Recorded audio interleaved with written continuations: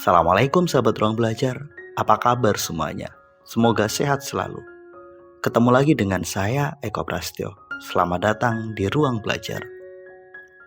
Setiap manusia pasti punya kelebihan dan kekurangan. Dalam proses membangun kesuksesan, cara kita menyikapi kelebihan dan kekurangan kita itu sangat mempengaruhi hasil kita. Jika kita mampu menyikapi dengan bijak apa yang menjadi kelebihan dan kekurangan diri kita, maka kita akan lebih mudah meraih kesuksesan. Namun, jika kita salah menyikapinya, sangat mungkin kegagalan demi kegagalan menjadi bagian dari kehidupan sehari-hari kita. Pertanyaannya, seperti apa sih sikap yang tepat untuk menyikapi kelebihan dan kekurangan tersebut? Temukan jawabannya di video berikut ini.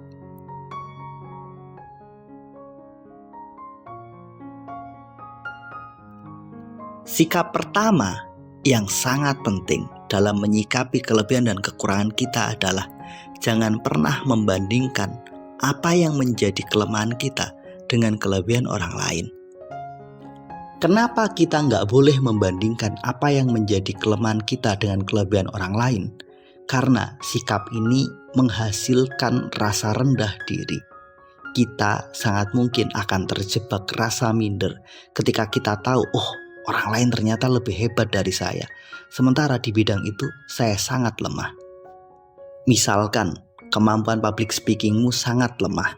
Kemudian kamu membandingkan dengan kemampuan public speaking temanmu yang sangat luar biasa. Di titik itu kamu merasa bahwa saya itu seorang pecundang. Saya itu nggak mampu. Saya itu bodoh. Atau misalnya kemampuanmu di bidang matematik dan logis nggak terlalu baik. Sementara teman sebangkumu, rekan kerjamu, teman dekatmu itu punya kemampuan yang sangat baik. Kamu pun membandingkan, lantas kamu menjustifikasi diri bahwa saya itu nggak sebaik dia. Sikap ini sangat buruk. Membandingkan kelebihan orang lain dengan kekurangan diri kita, itu adalah sebuah sikap yang nggak fair. Ini akan menghambat. Rasa rendah diri akan muncul akibat sikap negatif ini. Dan tentu saja ini sangat menghambat proses kita untuk membangun dan meraih kesuksesan.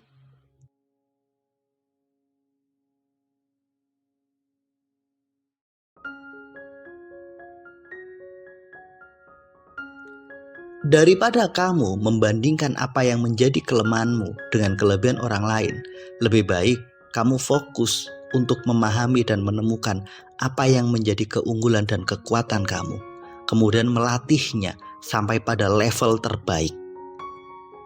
Fokuslah pada kelebihanmu dan kemudian abaikan kekuranganmu. Pada akhirnya, apa yang menjadi kelebihanmu akan mampu menutupi kekuranganmu.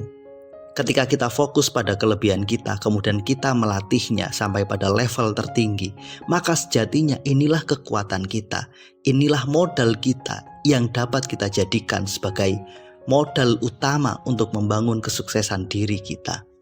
Misalkan, memang dalam bidang public speaking kamu lemah, tapi kamu punya kemampuan menulis yang sangat baik, atau kamu punya kemampuan programming yang sangat baik, maka fokuslah untuk melatih kemampuan menulismu, fokuslah untuk melatih kemampuan programmingmu, sampai pada akhirnya kamu menjadi sangat expert dan orang-orang membutuhkan kemampuanmu itu. Melatih apa yang menjadi kekuatan kita dengan sangat sungguh-sungguh sampai pada level tertinggi, ini jauh punya manfaat lebih tinggi jika dibandingkan kamu fokus pada kelemahanmu, kemudian membandingkannya dengan orang lain. Karena sejatinya setiap kita itu punya kelebihan, dan kelebihan itulah yang pada akhirnya nanti akan menjadi modal berharga kita untuk menjalani kehidupan kita, untuk meraih kesuksesan kita. Jadi PR kita semua adalah pahami apa yang menjadi kelebihan kita dan kemudian latihlah sampai pada level tertinggi. Kemudian gunakan ini sebagai modal kita untuk membangun kesuksesan kita.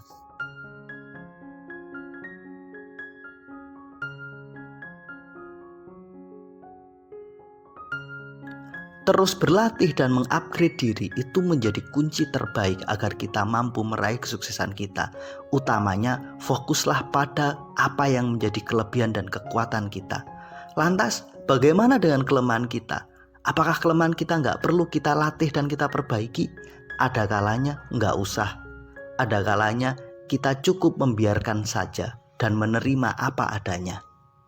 Contohnya begini, bayangkan seekor bebek yang ia punya kemampuan sangat baik dalam berenang.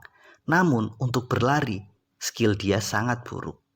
Karena ia ingin meningkatkan skill berlarinya, setiap hari ia berlari, setiap hari ia melatih kemampuan itu, sampai akhirnya kakinya cedera.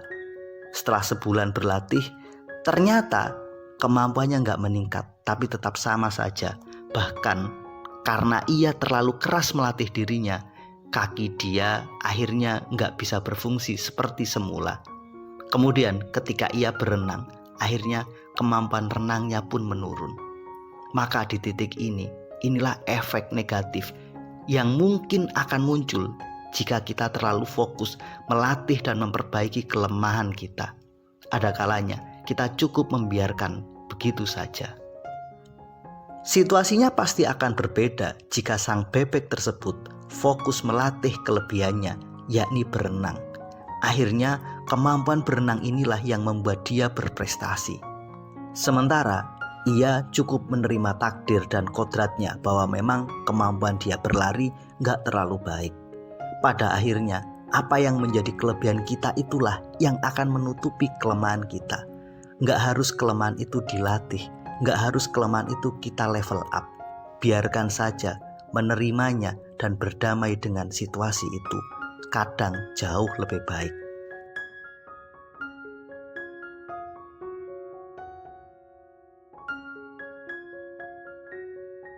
Pertanyaan pentingnya, sudahkah sahabat semua memahami apa yang menjadi gift, apa yang menjadi bakat, apa yang menjadi kelebihan utama kita?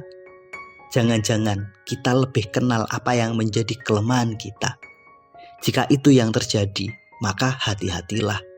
Belajarlah mulai sekarang memahami apa kelebihan utama saya dan bagaimana cara melatihnya dan bagaimana cara menggunakannya agar itu menjadi modal utama kita dalam membangun kesuksesan.